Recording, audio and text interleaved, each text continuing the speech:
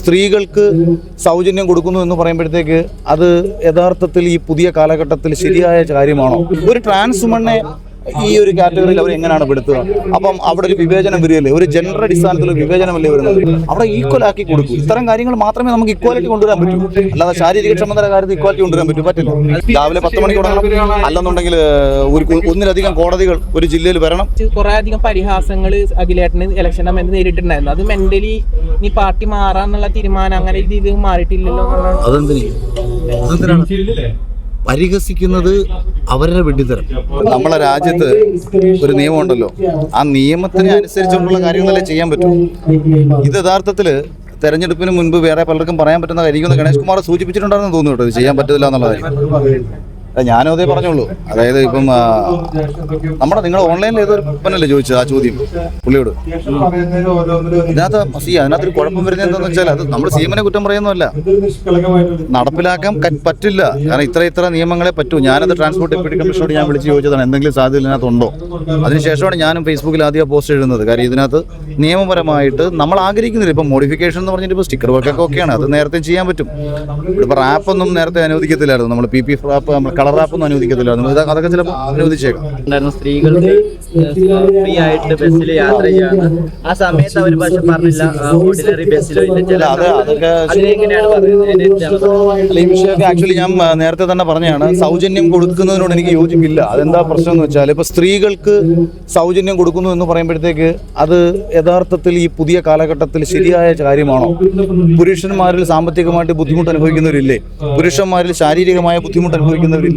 അന്നത്തെ അധ്വാനത്തിന് ബുദ്ധിമുട്ടുന്ന എത്രയോ മനുഷ്യർ നമ്മുടെ നാട്ടിലുണ്ട്. അപ്പം ഇങ്ങനൊരു കാര്യം അവർക്ക് ചെയ്യണമായിരുന്നെങ്കിൽ സാമ്പത്തികമായി പിന്നോക്കം നിൽക്കുന്ന ഒന്നുകിൽ BPL കാറ്റഗറിയിൽ നിന്നോ മറ്റെന്തെങ്കിലും രീതിയിലോ അല്ലെങ്കിൽ വരുമാനത്തിന്റെ ഒരു അടിസ്ഥാനത്തിലോ അവർ ഇത് നടപ്പിലാക്കാൻ പറ്റും. ഇതിപ്പോൾ സ്ത്രീകളെന്ന് പറയുമ്പോഴത്തേക്ക് 1.5 ലക്ഷം ശമ്പളം മേടിക്കുന്ന IT മേഖലയിൽ വർക്ക് ചെയ്യുന്ന തൊഴിലാളികൾ നമുക്കിടയിലില്ലേ?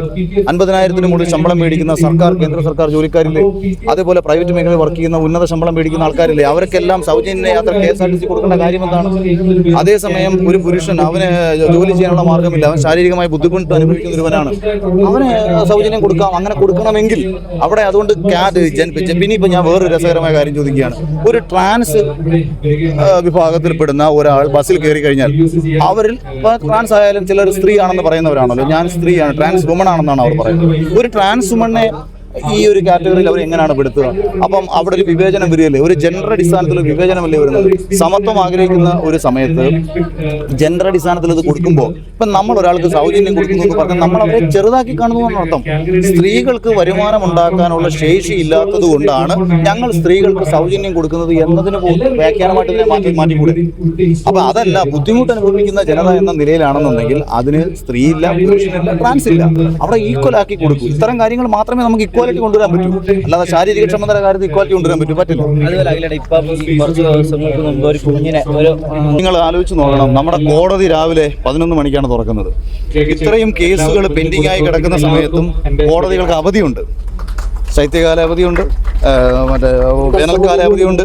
അപ്പം കോടതികൾക്ക് ധാരാളം അവധിയുണ്ട്. രാവിലെ 11 മണിക്കാണ് ഒരു ജഡ്ജി അല്ലെങ്കിൽ മജിസ്ട്രേറ്റ് കോർട്ടിലേക്ക് വരുന്നത്. അപ്പം നമ്മൾ ഈ കോടിക്കണക്കിന് ജനങ്ങളുള്ള ഈ രാജ്യത്ത് ഇത്രയേറെ പ്രശ്നങ്ങളുള്ള നമ്മുടെ നാട്ടിൽ ഈ സിസ്റ്റം കൂടുതൽ കാര്യക്ഷമമായി പ്രവർത്തിക്കണമെങ്കിൽ ഇതിന്റെ സംവിധാനം ഇപ്പോൾ ഒന്നുകിൽ സമയക്രമം മാറണം, രാവിലെ 10 മണിക്ക് തുടങ്ങണം, അല്ലെന്നുണ്ടെങ്കിൽ ഒന്നിലധികം കോടതികൾ ഒരു ജില്ലയിൽ വരണം.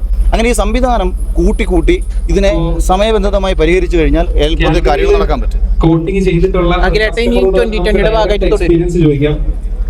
2020 ഭാഗമായിട്ട് ഇനിയും തുടരും. രാഷ്ട്രീയ അഭിപ്രായം പറയുന്നത് അപ്പൊ ഇനി മുന്നോട്ടും 2020 കാണാൻ പറ്റുമെന്നാണ് ചോദിച്ചത്. അത് സാബു ജേക്കബ് എന്ന് പറയുന്ന ഞങ്ങളുടെ പാർട്ടിയുടെ ചെയർമാൻ ഞാൻ എന്താണ് ആ പാർട്ടിക്ക് വേണ്ടി ചെയ്യേണ്ടതെന്ന് എന്നോട് കൃത്യമായിട്ട് കമ്മ്യൂണിക്കേറ്റ് ചെയ്താൽ 100% എന്തേ ഞാൻ നിനക്ക് മെസ്സേജ് കാണിച്ചാൽ ഞാൻ സാബു സാറിന് അങ്ങോട്ട് അയച്ചേക്കാണ്. എന്ത് കാര്യവും നമ്മളെ സംബന്ധിച്ച് നമ്മുടെ രാഷ്ട്രീയം പറയാനും രാഷ്ട്രീയം സംസാരിക്കാനും ആഗ്രഹിക്കുന്ന ഒരാളാണ്, അല്ലെങ്കിൽ ജനങ്ങൾക്ക് വേണ്ടി സംസാരിക്കാൻ ആഗ്രഹിക്കുന്ന ഒരാളാണ്. അപ്പോൾ നമ്മളങ്ങനെ ആഗ്രഹിക്കുന്ന സമയത്ത് നമുക്ക് അതിനുള്ള അവസരം നൽകുക എന്നതാണല്ലോ. അപ്പോൾ സ്വാഭാവികമായിട്ടും അദ്ദേഹം നമുക്ക് അങ്ങനെ ഒരു അവസരം നൽകുന്ന സമയത്ത് അദ്ദേഹം എന്താണോ അദ്ദേഹത്തിൻ്റെ പാർട്ടിക്ക് വേണ്ടി പ്രവർത്തിക്കാൻ വേണ്ടിയിട്ട് എനിക്ക് നൽകുന്ന ചുമതല, ആ ചുമതല ഏറ്റവും മനോഹരമായിട്ട് ചെയ്യുക എന്നുള്ളതാണ് ഞാൻ ആഗ്രഹിക്കുന്ന കാര്യം. കുറെ അധികം പരിഹാസങ്ങൾ അഖിലേട്ടന് ഇലക്ഷൻ സമയത്ത് നേരിട്ടുണ്ടായിരുന്നു. അത് മെന്റലി ഈ പാർട്ടി മാറാന്നുള്ള തീരുമാനം അങ്ങനെ രീതിയിൽ മാറിയിട്ടില്ലല്ലോ. അതെന്തിനാണ് പരിഹസിക്കുന്നത് അവരുടെ വെട്ടിത്തരം. അത് ഉൾക്കൊണ്ടിട്ട് സ്വയം നശിച്ച് നടക്കുന്ന പരിപാടി എനിക്കുണ്ടെന്ന് നിങ്ങൾക്ക് ആർക്കെങ്കിലും തോന്നുന്നുണ്ടോ? അഖിലേട്ടാ, അതുപോലെ ഇലക്ഷൻ സമയത്ത് ഒരു വീഡിയോ വെച്ച് കൊടുക്കുമെന്ന് പറഞ്ഞായിരുന്നു. ഇലക്ഷൻ റിസൾട്ട് വന്നതിന് ശേഷം അതിന്റെ ഒരു വീഡിയോ കണ്ടിട്ടുണ്ട്. അവരുടെ അതെന്ന് വെച്ചാൽ അവരുടെ അമ്മയുടെ പേരിലാണ് കരമടച്ച രസീത്. അത് എടുക്കുക. ഞാനത് എത്ര ഞാനാണത് റിപ്പീറ്റ് ഫോളോ അപ്പ് ചെയ്തുകൊണ്ടിരിക്കുന്നത്. അവരെക്കാട്ടി വീട് വെച്ച് കൊടുക്കുന്ന ആളാണ് വീട് മേടിക്കുന്ന ആളെക്കാട്ടും കൂടുതൽ ഫോളോ അപ്പ് ചെയ്തുകൊണ്ടിരിക്കുന്നത്. ഞാൻ ഇന്നും അവരുടെ അടുത്ത് വിളിച്ച് സംസാരിച്ചതേ ഉള്ളൂ. പക്ഷെ അതിനൊരു നമുക്ക് കരമടച്ച രസീതിന്റെ കോപ്പിയും കൂടെ തരണം. കാര്യം അത് പ്രോപ്പർട്ടി പുറമ്പോക്കല്ല എന്ന് നമുക്ക് ഉറപ്പ് വരുത്തണം. അപ്പോൾ അതുകൊണ്ട് അവർക്ക് പ്രശ്നങ്ങളൊന്നുമില്ല. അത് അവരെനിക്ക് ഇമ്മീഡിയറ്റ് തരാമെന്ന് പറഞ്ഞിട്ടുണ്ട്.